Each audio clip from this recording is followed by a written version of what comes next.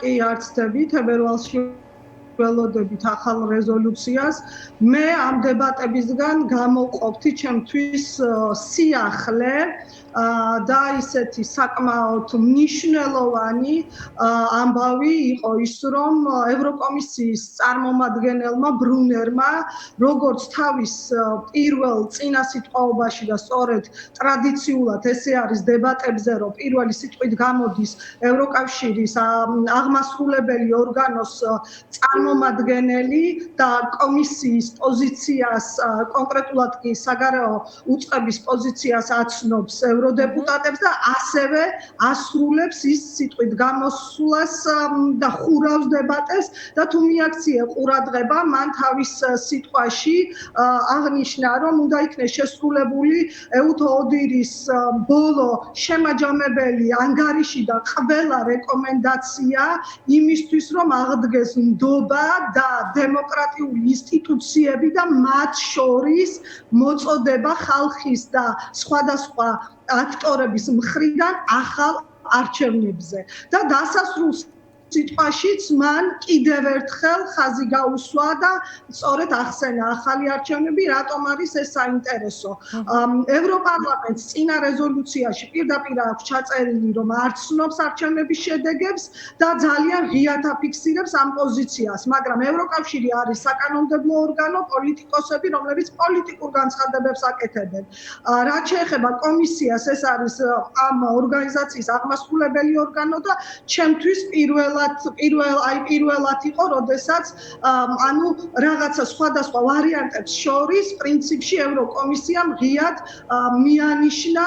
შეიძლება ასე ითქვას, მე ასეთი ინტერპრეტაცია გავაკეთე პირადად მე,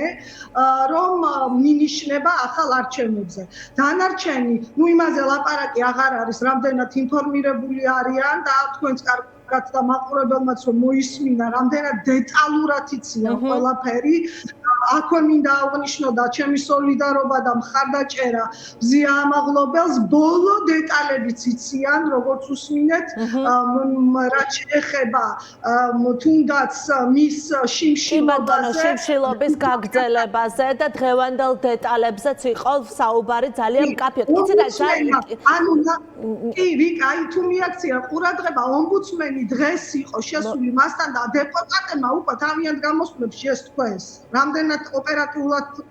თუმცა ძალიან საინტერესოა და მადლობა აი ამ დეტალისთვის, რაზეც ბრუნერზე საუბრობდი შენ, რომ ეს უკვე მიანიშნებს, რომ უკვე სხვა კონდიციაში შეიძლება გადავიდეს, სხვა კატეგორიაში და სხვა წონის შემცველია, ხო, როდესაც ბრუნერი საუბრობს ამაზე, რა საფუძველი შეიძლება ჰქონოდა აი ამ განცხადებას, როგორ ფიქრობ, კონსპირაციებში რო არ შევიდეთ, მაგრამ აი ძალიან ისე რა წინაპირობა შეიძლება ქონოდა ამ განცხადებას. აქვე შევახსენოთ მაყურებას, ეს არის ძალიან მნიშვნელოვანი საქართველოში პროპაგანდის ფხილების თვალსაზრისით, რომელსაც ეუთო ოდირი, ანუ მაგალითად ყოველ დღე გვახსენებთ, თითქოს ეუთო ოდირმა რაღაცა ტყუილში ამხილა ოპოზიციაო, ახლაც ქონდა პაპუაშვილს ეს განცხადება და აბსოლუტურად ფაბრიკაციულად ხდება ეუთო ოდირის ანგარიშის მიწოდება პროპაგანდის მხრიდან. ამ მხრივაც არის ძალიან საინტერესო ალბათ ეს განცხადება. მე მგონი კონსპირაციაში შესვლა საერთოდ არ არის საჭირო, იმიტომ რომ ბრუნერმა გააკეთა აქცენტი აქტორების მოთხოვნაზე. ანუ ნახეთ სასწორზე როგორ არის, ერთ მხარეს არის ქართული ოცნება და მეორე მხარეს ყველა დანარჩენი, ხო? მოსახლეობა, ამდენი ადამიანი, რომელიც ასევე თქვეს დღეებიც კი დაასახელეს, იმდენად კარგად არიან ინფორმირებული, რამდენი დღეა ეს ხალხი ქუჩაში დგას. ჟურნალისტები, არასამთავრობოები, რა ვიცი, აი ყველა, ხო, ერთ პინაზე არის მხოლოდ ერთი აქტორი და მეორე პინაზე ამდენი აქტორი. და როცა ლაპარაკია ჩართულობაზე და რაღაცა აი ამ პოლიტიკური კრიზისის გადაწყვეტაზე, ყველა აქტორის ჩართულობით, როცა აქტორები მოსახლეობის უმრავლესობა ითხოვს და მათ ასე გონიათ, რომ გამოსავალი ამ პოლიტიკური კრიზისიდან სწორედ ახალი არჩევნებია, ეს ძალიან მყარი არგუმენტია ევროკავშირისთვისაც. აღარაფერი რომ არ ვთქვათ ეუთოდილის საბოლოო ანგარიშზე, სადაც ეუთოდიმ თავის პრეს-რელიზში ჩაწერა, რომ ისინი არ ამბობენ, აღიარებენ თუ არ აღიარებენ და პრინციპში ისეთი ფორმულირება იყო, რომ ზუსტად აღქმაზე და მოსახლეობის აღქმაზე არის აი ამ ჩამონათვალი ხარვეზებიდან გამომდინარე საბოლოო ჯამში მოახერხა თუ არა ყოფილიყო ანუ მოსახლეობის ნება ზუსტად გადმოცემული ამარჩევნები და იცი კიდე ერთი ძალიან საინტერესო რაღაცას დავაკვირდი დღევანდელ დებატებზე. ნაჩო სანჩესი გამოვიდა სიტყვით, რომელიც არის სოციალ-დემოკრატიული პარტიის წარმომადგენელი, სწორედ იმ პარტიის, რომელიც პოლიტიკური ოჯახის წევრიც იყო ქართული ოცნება და სხვათა შორის ნაჩო სანჩესი ბევრი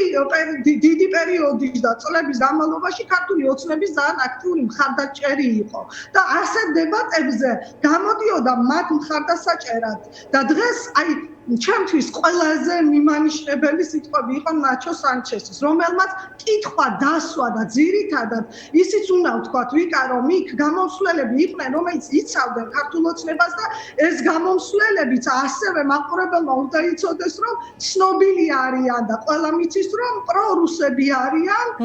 მარი ლეპენის ალტერნატივა გერმანია, ორბანის პოლიტიკური ჯგუფისგან, რომლების მიმართაც სანიტარული კორიდორი აქვს ევროპარლამენტის ყველა პოლიტიკურ ჯგუფს. ანუ ის ვერანაირ რეზოლუციის არც ერთ რეზოლუციაში მათი ინიციატივა არ არის გათვალისწინებული, იმიტომ რომ ეს გადაწყვეტილება მიიღო უმრავლესობამ ევროპარლამენტის სხვა პოლიტიკურმა ჯგუფებმა. ეხლა ცოტა გადაუხვიე და არა, საინტერესოა მართლაც, საინტერესო დეტალები არაზეც გვესაუბრები და მაყურებლისთვის მნიშვნელოვანი, იმიტომ რომ ყოველთვის, როდესაც მოგრიგი ვინმე გამოდის, რომელიც ამბობს და ცდილობს, ესე ვთქვათ, ქართული ოცნების სასარგებლოდ რაიმე განცხადება თქვას, მნიშვნელოვანია იცოდეს მაყურებელმა, რომ და არა აქვს ხო შესაძლებლობა ყველას იცოდეს, ვინ არის. მნიშვნელოვანია, რომ ძირითადად ისინი წარმოადგენენ პრორუსულ, ასე ვთქვათ, ძალებს და სხვადასხვა პრორუსულ ხელისუფლების მხარდამჭერებს, ლობისტებს. რომლებიც ნამყოფი არიან ყირიმშიც, მოსკოვშიც, ოკუპირებულ ტერიტორიებზე და რომელთა მიმართ ძალიან ისეთი ერთაზროვანი და ძალიან კრიტიკული დამოკიდებულება არის თავად ევროპარლამენტში და აი ბოლოს დავამთავრებ სწორედ ნაჩო სანჩესმა კითხვით მიმართა ტიერი მარიანის, რომელიც მანამდე იცავდა ქართულ ოცნებას და მან კითხა, რომ აი კითხვები არ გიჩნდებათო, რომ რატომ გააკეთეს განცხადება ევროინტეგრაციის შეჩერებაზე არჩევნების შემდეგ და ნაჩო სანჩესმა თქვა, რომ ეს თავიანთივე ამომრჩევლის მოტყუება გამოდისო, იმიტომ რომ რა ვიცით ჩვენ, რომ ეს განცხადება თუ კი გაკეთდებოდა არჩევნებამდე, რა შედეგი იქნებოდა არჩევნებზე, თქვათ. და ანუ ის თulis რომ ყველაზე არაკეთილსინდისიერი ქართული ოცნების მხრიდან სწორედ აი ეს ქმედება იყო, რომ მათ არჩევნებამდე არაფერი თქვეს ამ გადაწყვეტილებაზე, რაღაცა რაოდენობა მათ ამომრჩეველმა ხმამისცა, რომელიც ასევე პროდასავლელია და უნდა ქვეყნის დანახვა ევროკავშირში. და შეიძლება მართლაც სუსვა შედეგი ყოფილიყო, რომ ეს განცხადება თქვა არჩევნებამდე და აი ესეც რა კარგად იციან და როგორ ხვდებიან აი ამ ესეთ საკითხებს, რომ სწორედ აი ანუ უფრო წინ მოაქვთ არა რაღაცა ზედაპირული პოლიტიკური განცხადებები, არამედ ძალიან კარგი ცოდნა შიდა სიტუაციის და თუნდაც იმის, რა სურს საქართველოს მოსახლეობის უმრავლესობას.